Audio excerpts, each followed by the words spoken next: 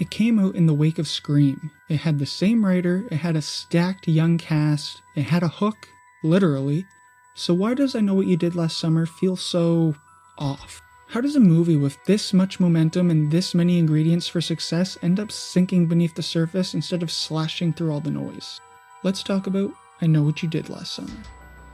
We'll tear your soul apart.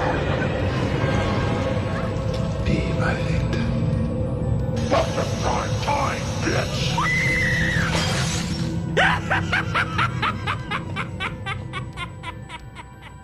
Hey horror heads, welcome back to Fearful Features. Today we're digging into I Know What You Did Last Summer, a film that should have been a defining slasher for the post-Scream era. It had the look, the cast, the hype, but somehow just ends up treading water.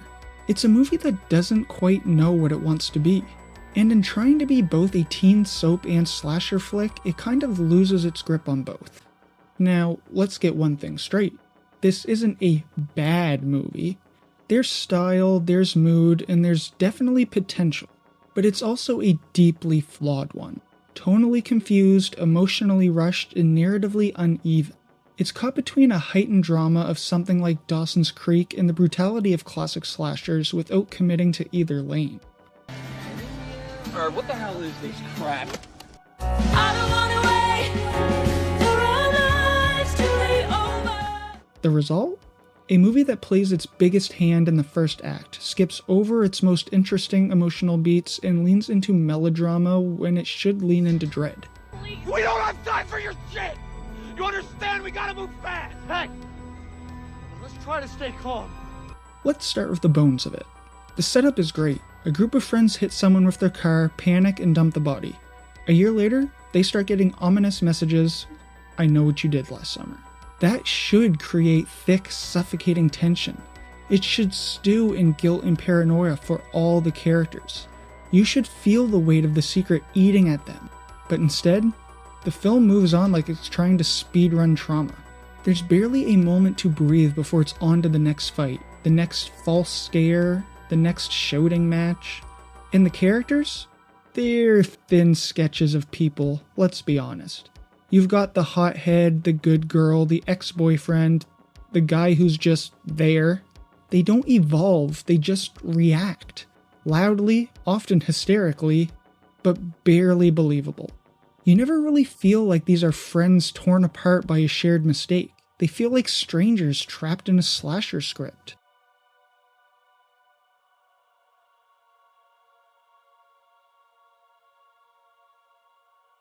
If you're gonna go ahead and make a slasher movie, two things better be working for you.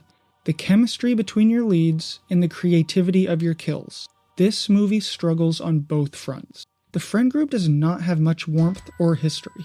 They feel like they all just met and the script forgot to give them any real emotional glue. So when things fall apart, when secrets unravel, when the killer starts closing in, it all feels so flat. There's no heartbreak, just yelling. And then there's the kills. I mean, a hook for a hand should be nightmare fuel, right? There's so many urban legends about one. That should be visually insane. But what we get are mostly off-screen deaths, quick cuts, and a whole lot of build-up with very little payoff.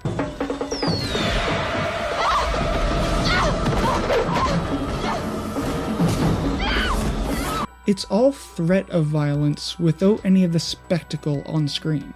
And when your slasher weapon is supposed to be that iconic, you kind of want something that sticks with you. Instead, the hook ends up being more of a gimmick. And here's where the wheels fall off for me personally.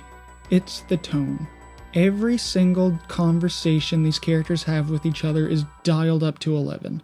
There's no tension curve, no quiet before the storm, it's just storm. Characters go from zero to screaming without warning, they accuse each other, they cry, they shout, but it doesn't feel earned, it just feels like noise. And it's not helped by how fast the plot moves. It's like someone put a checklist on the wall and said, okay, we've got our beat shot, our jump scares, our dramatic confrontation, let's wrap this up before lunch. What are you waiting for, huh? What are you waiting for? Seriously though, it's like they took the premise of Dawson's Creek, gave it a little body count, but forgot to ask, should this be scary? And that's what genuinely frustrates me. This could have worked. There's a genuinely eerie concept at the heart of this movie. A group of teens haunted, not just stalked, but haunted by what they did. This could have been a slow burn psychological slasher digging into guilt and paranoia. Instead, it rushes through all of that. No build up, no suspense, just a lot of running, shouting, and conveniently timed jump scares. It wants the shine of Scream, but has none of the bite. It wants to play in the slasher sandbox, but refuses to get its hands dirty. At the end of the day, I Know What You Did Last Summer is a glossy, studio-polished slasher that has all the right ingredients, but no follow-through. It's not terrible, as I said, it's just highly forgettable. And in a world of awesome 90s horror, that might be even worse than being bad. But hey, what do you think? Does this movie still hook you, or has it lost its edge? Drop your thoughts in the comments below and let's talk some horror. And if you liked this video, or if you didn't like this video, hit that thumbs up button, that subscribe button, and that notification bell to stay up to date with all the horror content I have coming your way. Stay scared, stay safe, and I'll catch you guys next time with another fearful feature.